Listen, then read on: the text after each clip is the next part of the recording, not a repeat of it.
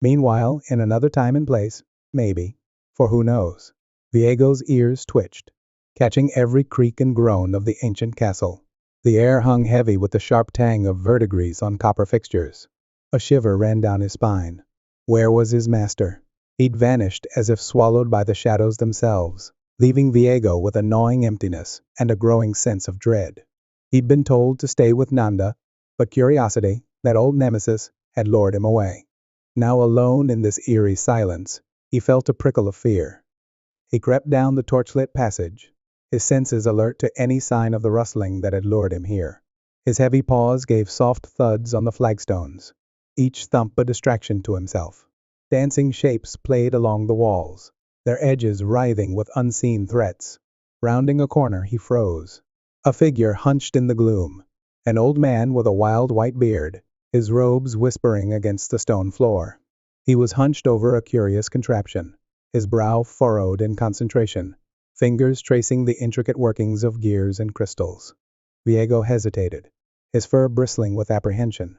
This place, this whole situation, pulsed with a chaotic magic that set his teeth on edge. Viego approached cautiously, every instinct urging him to flee. He whined softly, a low, mournful sound that echoed through the corridor, a plea for guidance in this bewildering place. The old man's head snapped up, his eyes widening in surprise as he beheld the large hound. "By the stars!" he rasped, his voice heavy with disuse, like a rusty hinge creaking open after centuries of silence. "A dog? Here? How curious." His eyes, the color of faded sapphires, narrowed. "But I sense something more about you. You're not an ordinary creature, are you?" Viego blinked, his own surprise mirroring the old man's. He whined again, this time a sound laced with confusion and the aching loneliness of abandonment. He didn't understand this place, this strange castle that hummed with an energy that set his teeth on edge. He missed his master, the cloaked figure who had always been there, guiding him, protecting him. Where was he now? The old man chuckled, a dry, crackling sound that echoed through the corridor like brittle twigs snapping underfoot. "Lost, are you?" he asked, his voice softening. "I understand. I too am a prisoner of this place." He gestured to the device at his feet with a gnarled hand. "This is my prison, and my only hope of escape." Viego tilted his head, his curiosity piqued.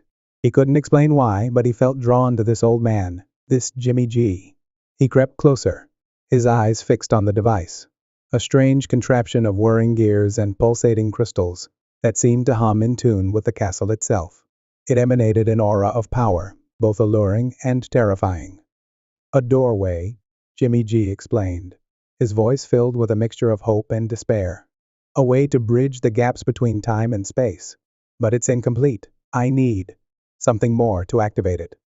Viego whined softly, a questioning sound. He sensed the old man's longing, his desperation to escape this place. He too yearned for escape, for the familiar presence of his master. "It requires a catalyst," Jimmy G continued, his gaze drifting towards a shadowy corner of the corridor. "A source of potent energy." He pointed a gnarled finger. "That dagger," he muttered, his voice low and urgent. "The alchemist's dagger." Viego's ears perked up. "Dagger?" He sniffed the air, catching a faint metallic scent. He padded towards the corner, his curiosity piqued. A strange-looking thing lay on the floor, glinting in the dim light. It had a pointy end and a knobbly bit with twisty shapes on it. He nudged it with his nose, then took a cautious step back. Something about it made his fur bristle. It smelled off, not like a bone or a tasty bit of meat. This thing smelled cold and sharp, like trouble. Jimmy G nodded, his beard rippling like a wave of snow. "Indeed, it's a powerful artifact, capable of warping time and space. But in the right hands," he added, his eyes twinkling, "it can also be used to heal, to protect, to bridge the gaps between worlds." He paused, his eyes meeting Viego's. "And to speak." Before Viego could even process this astonishing claim, Jimmy G raised the dagger. Its shimmering blade pulsed with an eerie green light, and Viego felt a strange tingling sensation wash over him. He opened his mouth, expecting a bark, a whine, the familiar sounds of a dog. But what emerged was a voice, his voice, clear and strong. I can speak." Viego stammered, his own voice unfamiliar to his ears. He stared at Jimmy G, his eyes wide with disbelief. I can understand you. Jimmy G smiled, a mischievous glint in his faded eyes. Indeed you can, Viego. And now, you have a purpose. He explained Viego's situation, how he had been brought from another time and place by his master, how his master had been called away unexpectedly, leaving Viego stranded in this strange realm. Your master seeks the girl, Nanda, Jimmy G explained. He needs you to find her and await his return. Only then can you be reunited. Viego listened, his mind reeling. He was not just a dog, a pet. He had a purpose, a destiny. He was to be reunited with his master. But what about Nanda? Viego asked, his voice filled with concern. She's on her own path, Jimmy G said, his eyes filled with a deep knowing. But your paths will converge again. I'll make sure of it. Jimmy G then used the dagger to activate the device, the gears whirring and grinding as the crystals pulsed with a blinding light.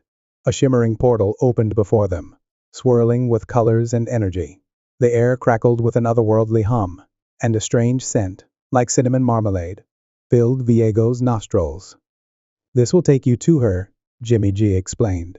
It may take time, but you'll find her. Be there, Viego. Be there so that your master can find you. Viego nodded, his heart pounding with a mix of trepidation and determination.